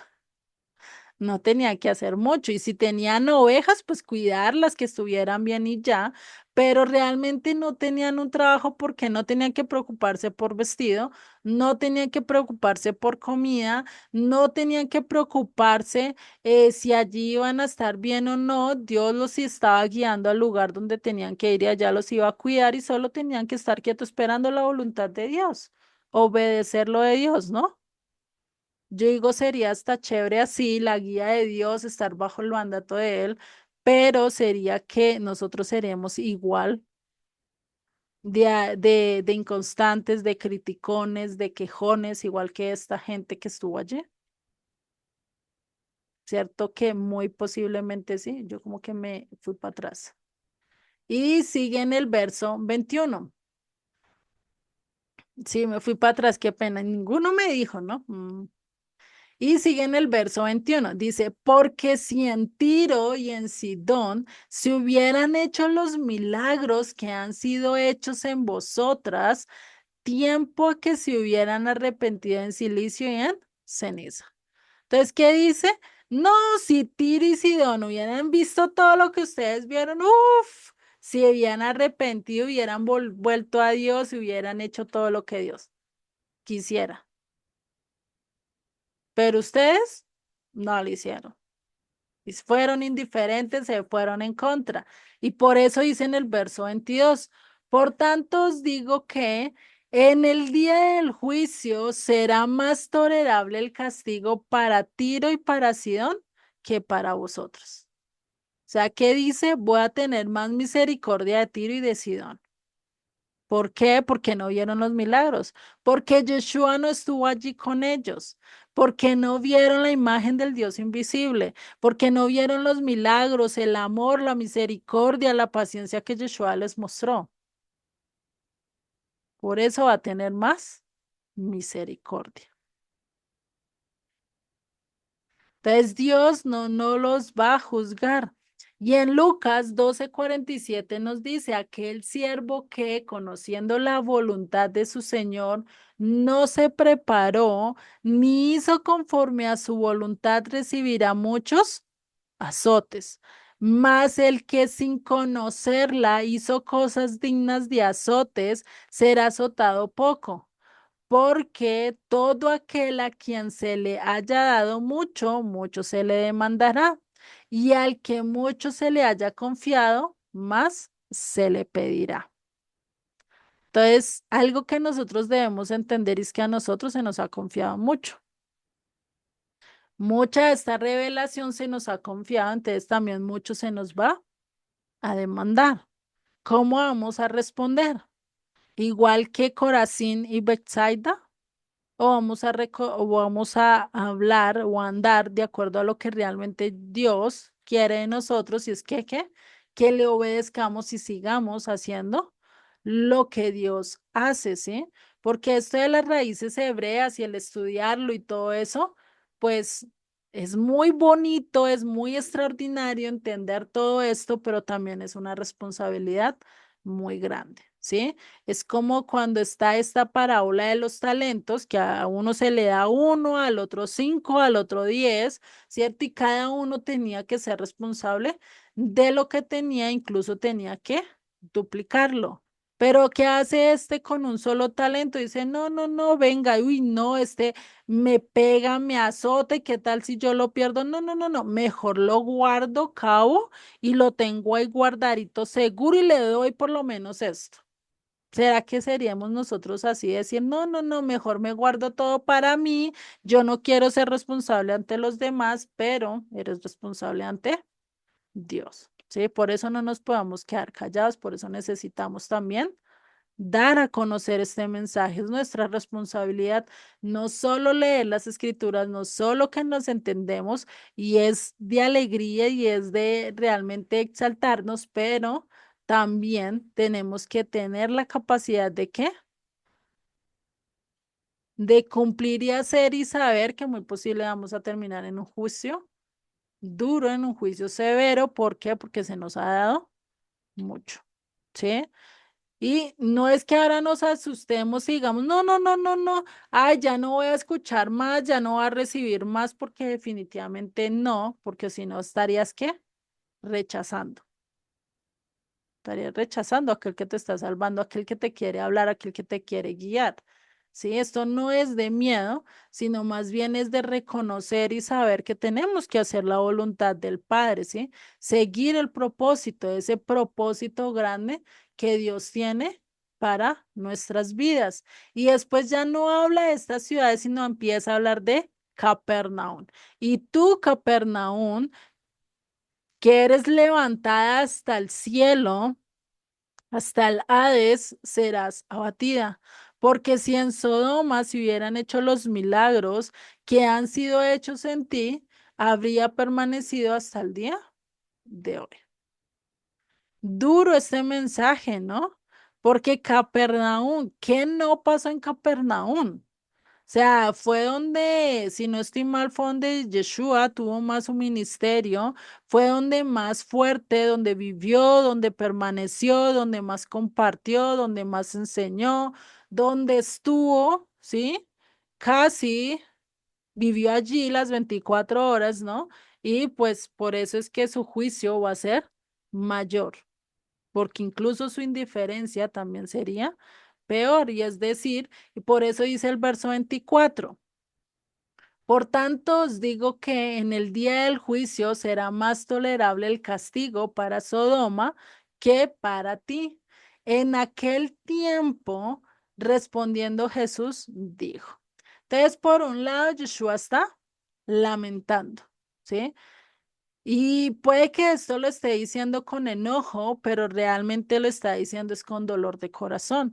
Y eso lo vemos cuando vemos a los hijos que no hacen caso y uno les trata de enseñar y les trata de enseñar y ellos no, más rebelan, más se rebelan, más se rebelan. Uno empieza a sentir más que rabia, dolor y angustia por saber que pues su camino, su final realmente no va a ser bueno, ¿sí? Lo mismo estaba pasando con Yeshua, muy posiblemente les estaba hablando duro, pero quería mostrarles, querías realmente volverlos, pero ¿qué pasa? No quisieron. Era con respecto a Juan el Ujú, Bautista, que que bueno, ya después medio que me aclaró un poquito, pero no te creas que al 100 ujú. que él era mayor, el mayor profeta, pero que era el menor que como que nosotros, eso yo entendí. Sí, es Y, decir, para la época de Yeshua es el mayor profeta. ¿Por qué? Porque pues vio a Yeshua, caminó con él, estuvo con él, lo que realmente desde Abraham se esperaba al Salvador que viniera y restaurara a todo el pueblo, ¿no? Bueno, después de Abraham, sí, se creía todo esto. Y cuando dice que es menor, o sea, que él terminará haciendo que después vendrán unos pequeños que serán mayor que él. ¿Es por qué? Porque vamos a ver toda la restauración final, hasta el punto pues que vamos a estar restaurados por Dios, y pues ahí es donde vamos a estar a ser mayores que Juan. No sé si te quedó un poquito más claro. y más o menos eso entendí, pero lo que no me queda muy claro es por qué puede ser menor él si él con todo lo que hizo puede ser grande también en los cielos, ¿no? Sí, sino que lo dice más que todo en lo que vio, ¿sí? Por lo menos lo mismo se puede decir, por lo menos con el primer templo y el segundo templo, ¿sí? Podríamos decir, uy, no, es que el primer templo pues fue mayor, porque pues vio a David, vio a Salomón, vio a Ezequías, vio a Usías, vio a todos estos grandes, vio a Salomón, vio todos estos grandes, ¿cierto? Que a nivel histórico, pues diríamos, uff, fueron re grandes, pero porque el segundo templo fue mayor que el primero, porque vio a Yeshua, porque vio la restauración, porque estuvo allí el Mesías, ¿sí? Y porque estos pequeños, y incluso dices que los pequeños van a ser mayor, o son mayores que Juan. ¿Por qué lo dice? Porque nosotros vamos a ver la restauración de todo. O sea, no solo vamos a ver una parte mínima, y Juan lo que hizo fue ver la parte mínima, que es ver al Mesías Ben Yosef, al Mesías sufriente, pero nosotros vamos a ver al Mesías Ben David, ¿sí? O bueno, si es que lo llegamos a ver, ¿no? Eso también está en Claro, tela de duda. No sé si ahora digamos sí me entendiste. como para que me quedara un poquito más claro, lo entiendo como que esto es a nivel como terrenal, no celestial, estableciendo Yeshua su reino en la tierra, algo así. Eh, Ya cuando Yeshua venga a reinar, es que ya se uniría, y digo yo, podría decirlo, que ya se uniría el cielo y la tierra, ¿sí? O sea, ya no estaríamos Dios allá arriba y yo acá, ¿no? Sino que ya Dios estaría al lado de nosotros, ¿no? Que eso es ya lo que pasa en el milenio y la eternidad, ¿no? Vale. Es que hay cosas que a veces nos cuesta trabajo discernir porque pues ahora sí que no tenemos la mente tan maravillosa de nuestro Mesías, Ujú. pero ay, más o menos lo vamos asimilando y entendiendo. Vale, no, igual. Esto es todo un proceso, ¿sí? Todo no lo vamos a entender de manera rápida, ¿sí?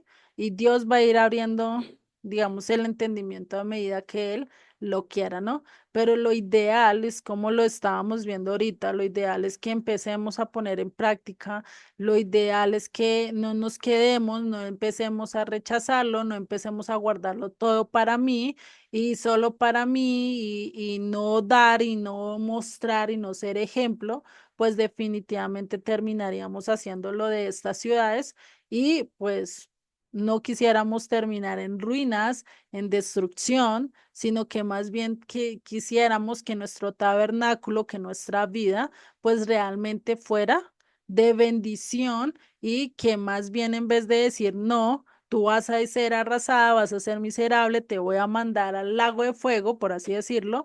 No, sino que vamos a poder tener esa entrada en el reino de Dios, ¿no? De que ese sea como el centro del mensaje de hoy, que sea realmente el buscar y el saber que solo en Él, y al recibirlo y al aceptarlo y al empezar a hacer su voluntad, pues es que realmente vamos a tener un mejor futuro, por así decirlo, vamos a tener el cumplimiento de esa esperanza que tanto anhelemos, que el reino de los cielos baje, se disponga en esta tierra, que ya no esté este cielo y esta tierra totalmente acabados, destruidos, bueno, aunque hoy en día todavía no está acabados, pero según lo que dice las escrituras, va a llegar un momento en que definitivamente o tiene que cambiarse el cielo y la tierra, también de acuerdo a lo que dice Sofonías.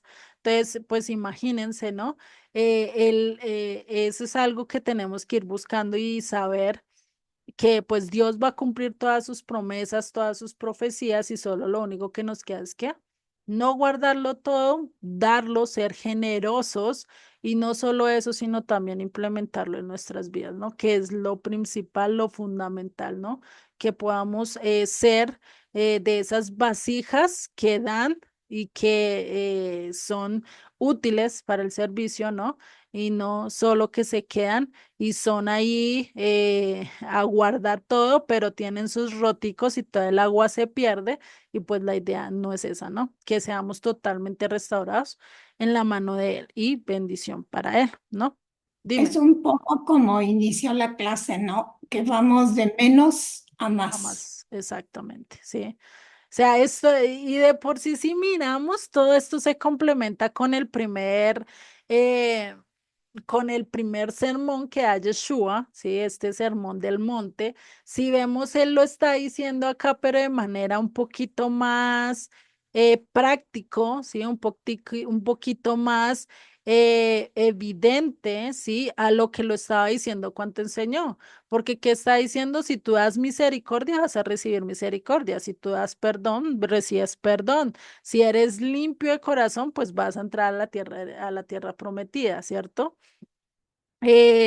Si eres pobre de espíritu, pues vas a tener todo lo que necesitas, ¿no? Y a eso es a lo que debemos de llegar, y a saber que en vez de crecer más mi vida, y sí, en este mundo podemos hacer logros, podemos llegar a tener éxito y todas las cosas, Dios no está en contra de eso y lo vemos con muchos de los personajes bíblicos, ¿no? Salomón, David y muchos otros que tuvieron realmente éxito a nivel físico, a nivel material, como lo vemos en nuestras vidas, ¿sí? A nivel terrenal, pero también tuvieron un éxito a nivel espiritual. Y David, más que enfocarse en un éxito terrenal, se enfocó más en un éxito espiritual, ¿no?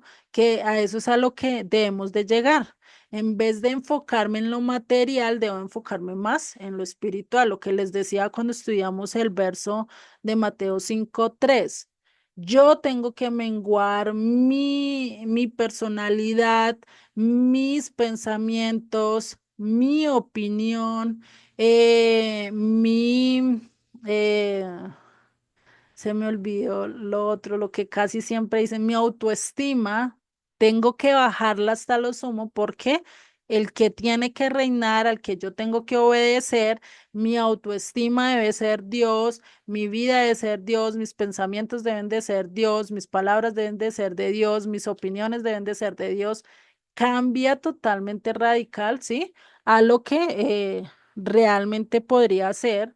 Y ahí sí, cuando nosotros caminamos así, no importa si tenemos milagros o vivimos sin milagros, aún así podemos seguir a Dios, ¿no?